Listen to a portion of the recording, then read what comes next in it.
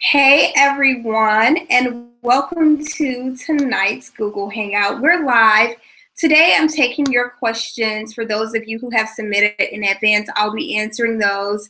And if you want to ask a question today, pop over to the Q&A box and type in your question, and I'll answer them there. So I've received overwhelming response with questions in advance. So excuse me as my eyes shift a little because I'll be reading some of these questions off of my iPad so that I can make sure I answer them all.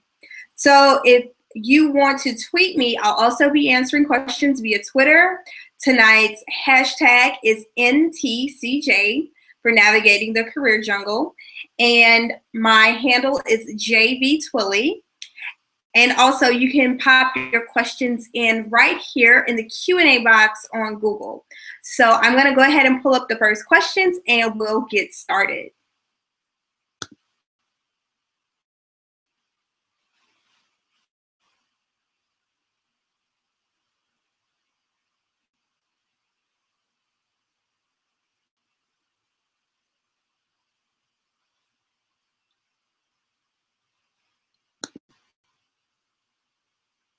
All right, so our first question comes from Kristen. And Kristen says, I am afraid to let my boss know that I'm looking for another job within the company because we have a really great relationship. What should I do? All right, so great question to get us kicked off, Kristen. Kristen, I apologize for mispronouncing your name. So you're afraid to tell your boss that you're looking for another job within the company. First of all, this is your career. You have to take charge of it. You can't be held captive by fear of anything. But with your supervisor, I mean, you should have a relationship with them if it's already a good relationship and just say, hey, I'm looking to grow in my career. Let them know you've had a rewarding experience working with them and that you like to think about the next steps in your future and you saw some within the company because you like the company, blah, blah, blah. Make sure you think about this before you tell your supervisor since you're nervous. The best thing to do is go ahead and schedule a meeting and talk to them and get it out. You can't be paralyzed by fear, and you can't let having your boss's feelings hurt deter you from looking for another position. So thanks for that question, Kristen. Thanks for writing in. If you want to follow up on that, you can pop it in the Q&A box or you can send a question via Twitter. And to all of the folks who just joined us, I see the numbers just spiked up quite a bit. If you have a question, you can pop it in the Q&A box or you can head over to Twitter, tweet me, and use the hashtag NTCJ. So the next question that was submitted in advance, it says, any words of advice? I'm looking to go back to school to get an advanced degree to help grow in my profession. I'm planning to do this part-time. So yeah, best advice is you know what you want to do already. If you haven't, go ahead and enroll in a program. If you need to adjust your work schedule so that you get out of work in time to make it to your course, if it's at night, I'm assuming that you're doing this in person and not online.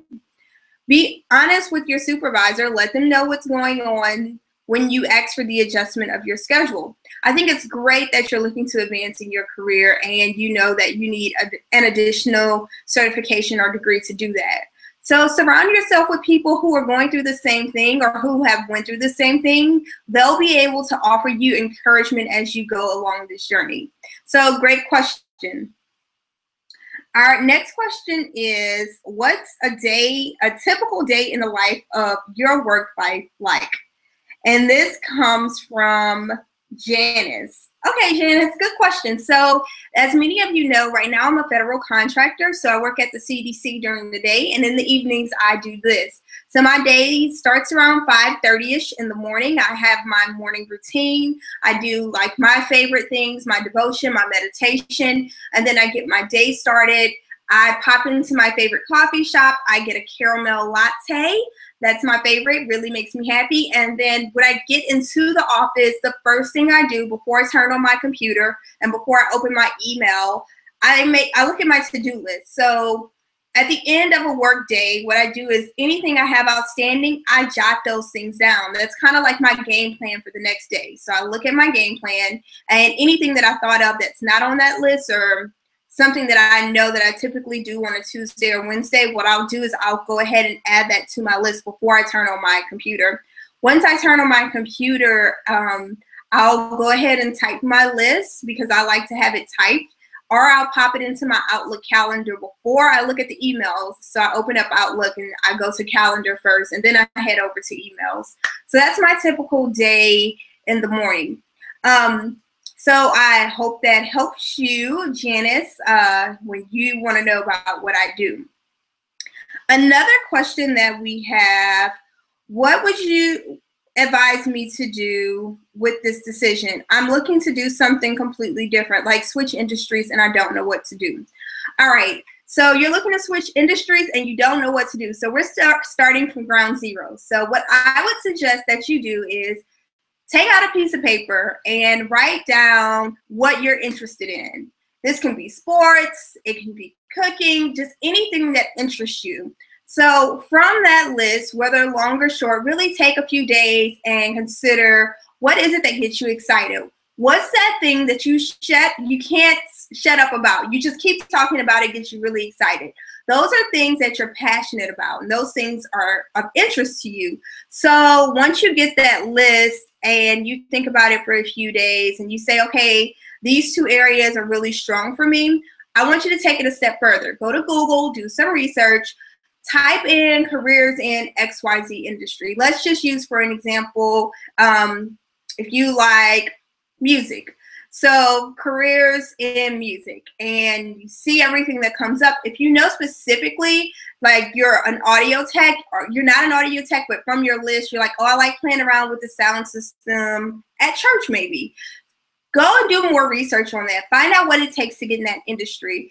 And if you can't switch completely where you need to go to school or something like that, get creative. So to get experience in any industry, I recommend you volunteer first, and you can do this a variety of ways. Go to volunteer, I think it's volunteermatch.com. You can find volunteer opportunities where you can get your hands dirty and start building some experience as you transition. Now, you don't know what you're going to do, so this is going to take some time. So don't think that you're going to do this overnight. You really, really need to spend time self-reflecting. I also like taking career assessments. So career assessments can range anywhere from $50 to hundreds of dollars. Go online, find the one that fits your budget. But in addition to the career assessment that fits your budget, also look at the reviews. Find something that's really reputable. And once you find that, it'll also help guide you in the light, in addition to making that list of things that get you really excited. So once you get that done, I want you to make a list of the steps you need to take to make it happen. Get an accountability partner, someone that's going to push you along this journey, because when you make a big transition like that, sometimes it can be rough and you might get discouraged because it's not going to be easy, but you can do it.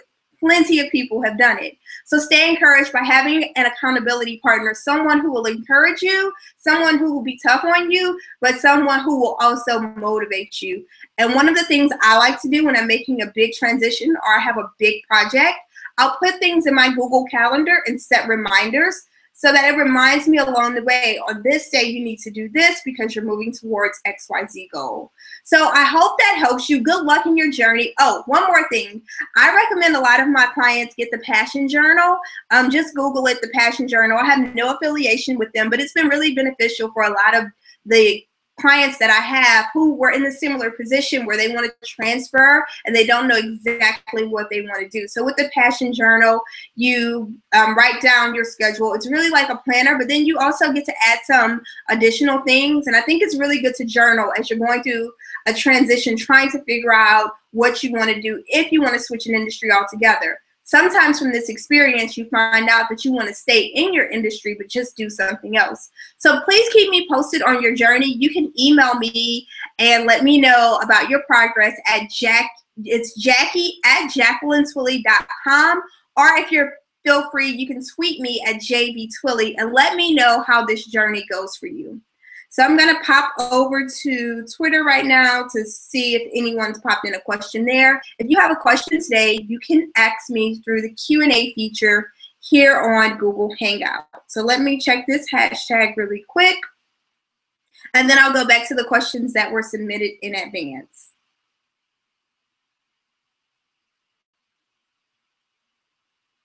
All right, so I have a question here. It says, how do you invest in yourself with limited resources? Great question.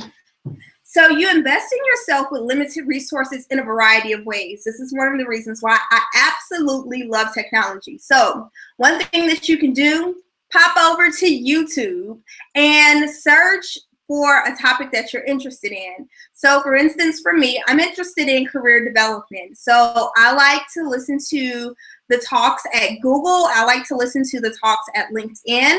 And for different scholarly references, I'll go to maybe Stanford or Harvard University and watch videos on there. Another thing that you can do when you want to invest in yourself with limited resources, let's say that there's a conference that you want to attend, but you can't afford it. Find out what their hashtag is. Everyone has some type of live tweet. So follow the hashtag of the live event. You'll get a lot of tips and info from the event that way. Also, take it a step further. Follow those people who are tweeting and send them a message and say, hey, I'm interested also in XYZ topic. What you may want to do as well is look for a live stream. Sometimes events will live stream certain portions of an event, and they'll do that for free. So those are ways that you can invest in yourself with limited resources. Now, I really, really advocate for joining a professional association and subscribing to industry journals. So if you have to, save the money so that you can invest in yourself. I know some of the journals that I subscribe to, they're $100+ a year. I put that in my budget. I put a few dollars aside each month. So when that time rolls around next year, it's not a big deal for me to drop $350 because I've been putting a few dollars aside every paycheck so that I know this is coming and it's in my budget. So I advise you to do something similar. Get creative. So just like you're investing in yourself by tuning into this live Q&A with me, it's free. Find other resources like this, but also save money so that you can get those tangible things. One of the things that oops, sorry, that was real close up in my mouth. One of the things that I subscribe to is the Harvard Business Review. I love this. I can pretty much pop in online and read articles online. I also can get access to the mobile device, and I have the hard copy as well. So I haven't opened this issue yet. This is from June 2015, so I'll be reading this one soon, and this is the full cover. So I hope that answers your question about investing in yourself with limited resources. As you know, today's session is only 30 minutes, so if you have a question, go ahead and pop it in. I'm going to head back over to some of the questions that were submitted via email in advance. And for anyone who's on the live stream, if you have a question, just go ahead and pop it in the Q&A box or on Twitter. So pulling up the next question. All right, Keisha says, I am at my new job and my performance review is coming up. I've been here for almost a year. I absolutely love it, but performance reviews scare me. Any advice? Yes, Keisha, great question. I've been getting this question a lot lately, so I guess it's just that time of year where a lot of people do performance reviews. So you love your company. That's awesome. You've been there for almost a year. Congratulations. Within this year, I bet you've learned a lot. So if you haven't been doing this already, go back and look at all of the major projects that you've worked on. Write down what you've done to help the project be a success. If you had a lead role, if you did presentations, anything that you've done associated with this, write that down. Any kudos emails that you received, any awards that you've received, any extracurricular work activities that you've done, such as doing community service, or if there's a big company initiative for a community project, you want to list all of those things. At the end of the day, what you're going to do in your performance review is you're not just sitting there waiting for people to spew information at you. It's time for a great dialogue, for you to share with them what you've done and what you want to do in the future. So, Keisha, if you're not at the point where you know what you want to do next in the company, you've been there for about a year, so you should be looking forward to growing within the company. Take some time before your performance review and write down where you see yourself in the next 2 years, the next 3 years, the next 5 years, whatever amount of time makes you feel comfortable. So you go back to the list that you have of things that you contributed to the organization. How have you impacted the bottom line? A lot of times you do a lot of things throughout the day. Your supervisor is busy. The people who work with you are busy. They may not realize everything that you've been working on. So it's really important for you to take a lot of time to think about everything you've done in the year. For those of you who are not doing this, I want you to start keeping a notebook or an email list, some type of record of what you're doing throughout the year. So when your performance review comes around, you're not scrambling to think of everything that you've done. Me personally, what I do is at the end of the month, I just jot down the things that I've done. It's like my own personal monthly report. So what do you do with all of this information? You just don't take a scribbled notepad into your performance review. Make it a nice presentation. Depending on your industry, you can get really creative. If you're marketing, you can do an infographic, a PowerPoint, a Prezi. You can do something really fun. So if you're in a more traditional setting, let's say maybe you're in accounting, do a one-pager. Make sure you throw in those facts and figures and numbers. Increase the bottom line by XYZ percentage.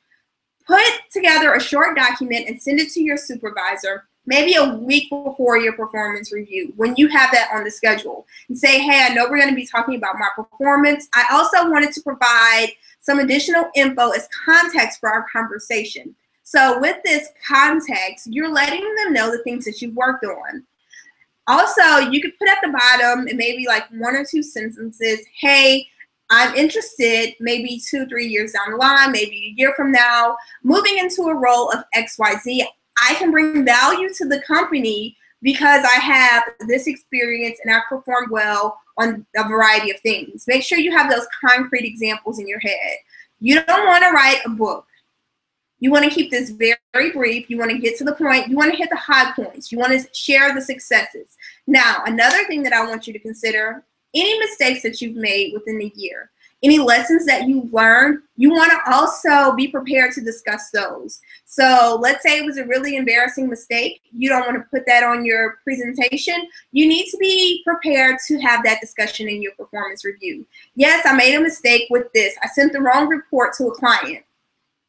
So as a safeguard in the future, what I put in place to prevent this from happening again is XYZ. I also learned from this experience to slow down a little bit. I get really passionate about my work, but I do have to take an extra step and slow down and proofread before I send a report to the wrong client. So be prepared, because sometimes people will know these things, but they're hoping that it doesn't come up. It's a performance review, so it may come up. So you just need to be able to speak to what you've learned from a situation like that. All right, Keisha, I hope that helped you. By the way, because I've been getting so much interest on this topic, if you head over to my website, Jacqueline Twillie, there's a tab, Preparing for a Performance Review. I'm starting a 4-week group coaching session to prepare folks for performance reviews. If you use the code FAMFRIENDS, F-A-M, friends, you get 10% off that course. It's only $99 with the discount. But because I've been getting so many people asking me about that, I put together a course for 4 weeks. So there's some PDF handouts on that, some examples of presentations that you can use to give your supervisor, and ways to handle that feedback. One more thing that I want to tell you: if you get any feedback that is not positive, not that rosy info that you wanted to get, some constructive criticism, something that you may have not thought of before, don't get defensive. Take it in, say thank you, I appreciate that feedback. If it's something that really bothers you and you want to defend yourself, like, no, I did not do that at all. Okay, this is what I want you to do. Pause, take a deep breath, say thanks for that insight. I really want to reflect on that. Can we schedule a follow-up meeting? The worst thing to do is act out of emotion, okay? So you also, if you're in the position, you want to negotiate for an increase based on your duties. But before you do that, as I've talked about in other negotiation workshops, you got to do your research. So before you go in there saying, well, I've been here for a year, so I need a $10,000 raise, it doesn't work like that. You got to back it up with some numbers, and you have to back it up with the work that you're doing. And it has to be based on industry standards in the city that you live in or the nearest surrounding city. All right, so salary.com, payscale.com, glassdoor.com. Go in armed with info if you're going to talk about negotiations during your performance review. So I want to, I can talk about this forever, but like I said, there's a course. I want to get to some other questions. And if you have more questions, Keisha, go ahead and email me, Jackie@JacquelineTwillie.com, or tweet me. So our next question comes from Sherelle. She says, I really appreciate my supervisor, but when I ask for guidance, I always get a, you're doing a good job, but I want a little bit more feedback and I want more responsibility. All right, Sherelle, great point. A lot of people experience this where they ask their supervisors for more feedback, and maybe you're a rock star, okay? Let's face it, if your supervisor had lots to say to you, they might be saying, hey, you need to tighten up on this or that. So the fact that you're in a position where your supervisor keeps telling you you're doing a great job, pat yourself on the back. Don't discount that. Okay, but I get it. You want feedback? I would too. So schedule a meeting and say, you know, specific to XYZ projects, I'm looking to grow and develop, and I know everyone has opportunity to grow. What are some suggestions for me to take it to the next level? All right. If they don't have any right off the top of their head, say, okay, can you tell me the characteristics of someone who's performed well in this job before? Somebody that's a rock star. What were some of their behaviors at work? What were some of the projects that they worked on? What was some of the software that they used or conferences that they attended? So those are ways that you can try to dig a little bit deeper to get some feedback from your supervisor. If they're still blank, if they still say, oh, you're doing a great job, what I suggest that you do is say, okay, can we schedule a follow-up meeting? Or is there someone else that you suggest I talk to for me to take it up a next level? I understand you saying I'm doing a great job, but I really want to grow in my career. So if that still doesn't work, find a mentor. And you can find a mentor in many ways. One of the websites that I like is mentor.com. It's really good, and I've mentored a lot of people through that site. So check it out. And I hope that answers your question, Sorrel. Keep being a rock star, and I want to encourage you to celebrate your accomplishments. When you get great feedback, don't discount that and say, oh, that, no big deal. I can do it in my sleep. No, it is a big deal. Own it. That's one of your strengths. Okay? So moving on to the next question. You all submitted some really good questions, and we have 5 minutes left. So whatever I don't get to today, I'll be answering questions on Twitter, and I'm going to do this every month. So keep submitting your questions. If you have any questions live, pop them in the Q&A box. All right. So our next question is from Amanda. And she says, how much money does it take to join a professional association? All right, Amanda, great question. So each professional association has different fees. I know personally when I was a member of organizations as a student, I got a deep discount. So when I was an undergrad, I paid a little bit different from the professional membership. The way that you find this information out is go to the professional association's website and look at how much it costs. Most organizations have some tiered membership structure. What I mean by tiered membership structure is different levels have different fees. So you'll want to go and do your research on this. Find out about the local chapter. If there is a local chapter in your city, find out about the national chapter. Find out if there's virtual membership. Many times a virtual membership is cheaper than a physical chapter membership, but it just depends on the organization. So like I said earlier, it can range from $50 as a student to thousands of dollars, depending on your industry and the association that you're interested in. So take your time and do your research. If you don't know what industries are out there, just Google, let's say if you're a nurse, Nurses Association in Atlanta, and I'm sure a list will pop up. So good luck with that. All right, so my next question comes from a person who says, after working for 10 years, how do I take it to the next level? I'm a mid-level manager and I want to move up to an executive level. Okay, and this question comes from, I do not want to mispronounce your name, R-A-J-N-I. So I'm just not going to try to pronounce it, but please forgive me and shoot me a voicemail, a voice message, and let me know how to pronounce your name. So after 10 years, you're looking to move up. What I would suggest that you do is you get with someone who can coach you. Mentors and coaches are really critical. You need to look at your strong skill sets, look at the value that you're bringing to your organization. Are you looking to stay within the organization or move to another organization? And this is a really complex question, because sometimes you work for a great organization, but there's no room to grow. It's just a small company, and you're at a point where you're at the top level, and let's say there was only 2 or 3 executives. In that case, you really have to look to moving outside. You have to work with a coach who can help you polish your skills, who can put together a package, make sure your LinkedIn is on point. What I mean by that is first impressions are lasting impressions. So if you're looking to move up to an executive level, your picture on LinkedIn should say, I'm an executive. People say you dress for the position that you want, not the position that you have. Your picture should also be for the position that you want. So get rid of those selfies on LinkedIn. No one should have those at all. But make sure when someone looks at your LinkedIn profile or your resume, they're looking at your accomplishments. They're looking at bottom line numbers. They're looking at growth. They're looking at success stories, not a list of duties. So executive level people, they focus on strategy and long term. So what things have you done long term planning? Think about your industry specifically and broaden your scope. So I would say go through your resume and take off anything that's detailed, like a list of duties, and only focus on your strengths and your highlights. Another thing that you can do is touch base with people who will be references for you and ask them, what are some of my strong points? What are some of the things that you think I'm really good at? You also want to let people know that you're using for a reference, that you're looking to move up to the next level, and you want to remind them of things that you worked on. So if you worked on a project where you raised $30,000 as a fundraising and nonprofit, you want to bring that up. So I hope that answers your question on that.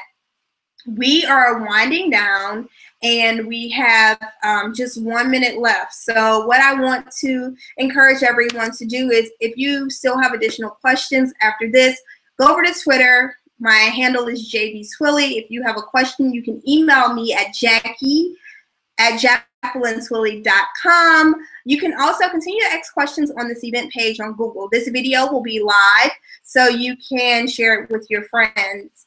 I mentioned earlier, I'm starting this performance review program. It's going to prepare you for your performance review so that you can nail it, knock it out of the park, get rid of those jitters.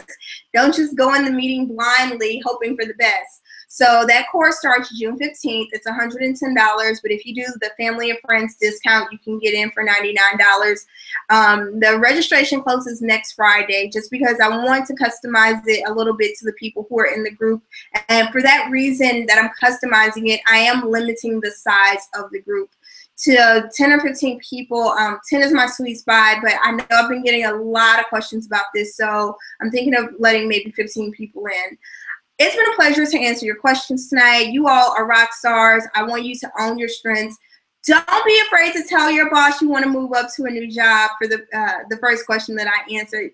Keep being great and keep emulating excellence without excuses in your career.